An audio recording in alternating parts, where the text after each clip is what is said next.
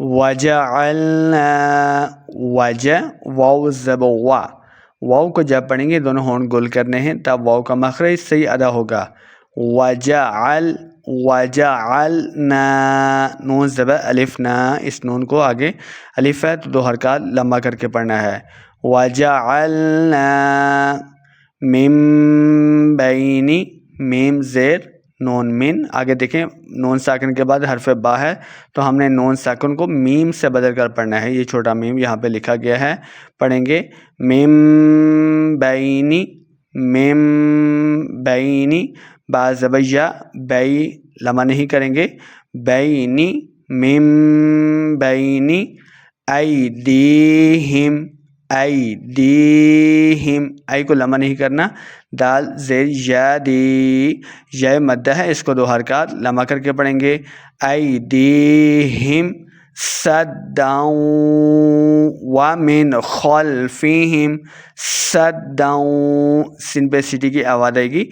صدا آگے دال کے ساتھ ملانا ہے دال مشدد ہے صدا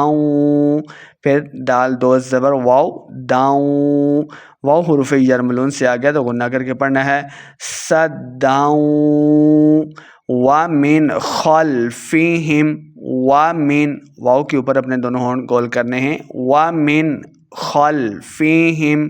بغیر غنہ کے پڑھنا ہے یعنی اظہار کا قاعدہ ہے. آگے خا حروف خلقی سے آگے ہے تو بغیر غنہ کے پڑھیں گے ومن خلفہم صدا آگے فا جو ہے یہ حروف اخفا سے ہے تو یہاں پہ غنہ کر کے پڑھیں گے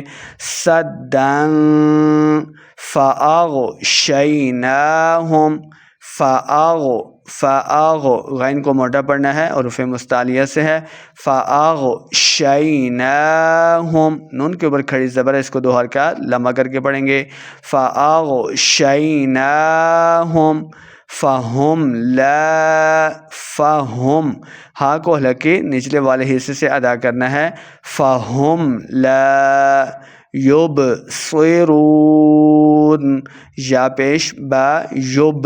با حروف قلقلہ سے ہے ساکن ہے تو خوب واضح کریں گے یعنی قلقلہ کرنا ہے یبصرون صاد حروف مستعلیہ سے موٹا کریں گے یبصرون را پیش واو واو مدہ 2 حرکات لمبا کریں گے آگے نون ساکن کریں گے وقف کرنا ہے آیت ختم ہو رہی ہے فہم لا یبصرون.